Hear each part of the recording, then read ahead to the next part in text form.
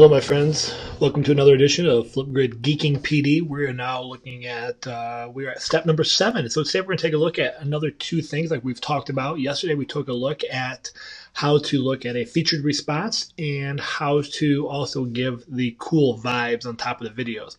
Today we're going to take a look at Spark and the FlipgridAR. So let's dive into that now. So one of the things that's really pretty awesome, we talked about the featured response where it'll take a response and place it towards the top. But let's say something even better happens. Let's say that a kid asks a question that is so good, you want that question to be the discussion for the next part of the learning. Or there's just something there that you want to highlight that's so good that making it a featured response is cool, but you want to make that an actual topic for other kids to contribute to. You want to make the response video a topic without having to copy and paste and download and do all those things. So check out what you can do here. So I'm going to pick my good friend, Karina here.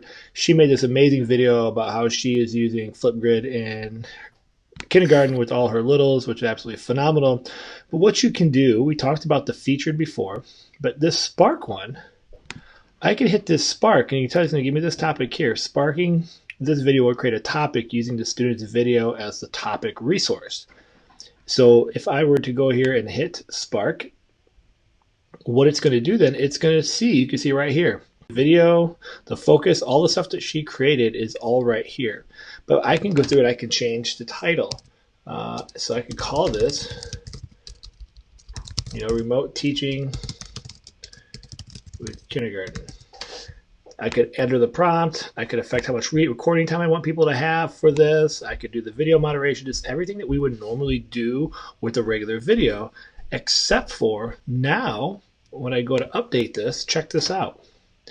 In this Flipgrid now, of my Flipgrid PD, there it is.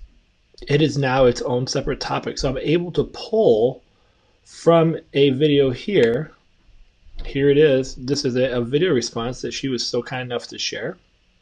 And I've now been able to convert that to its own topic, which is pretty phenomenal, I think, just for us to be able to use and for you with your kids. Now, I'm going to go ahead and delete this. We don't actually want this in here, but you can see how valuable that could be, that idea of a spark.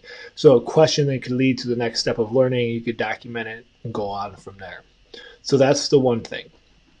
The other really great thing that you could do, I'm going to use her video again here, just because she won't mind, is this FlipgridAR.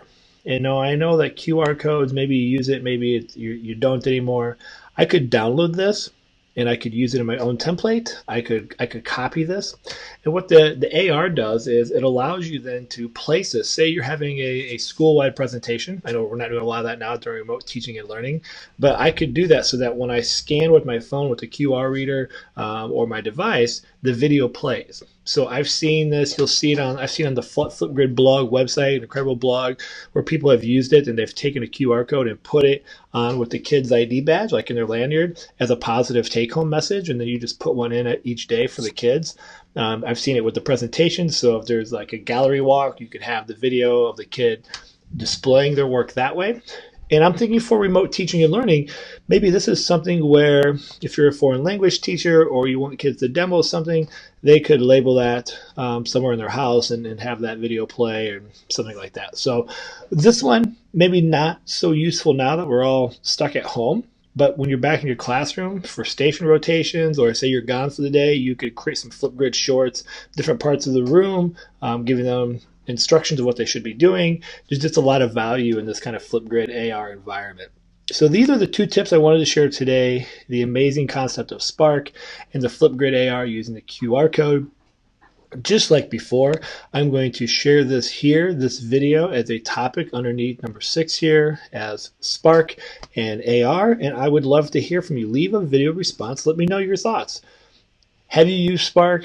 What have you found useful for it? How could you see this being helpful maybe in some of the work you're already doing in remote teaching and learning? And the same thing for the AR. How could you use this in your classroom? Let's start to generate some ideas. Let's share. Let's brainstorm while we have so many amazing educators pulled together during these times with the learning. All right, my friends, I hope you enjoyed these 2 tips. Look forward to hearing from you over here on the Flipgrid. And until next time, stay awesome.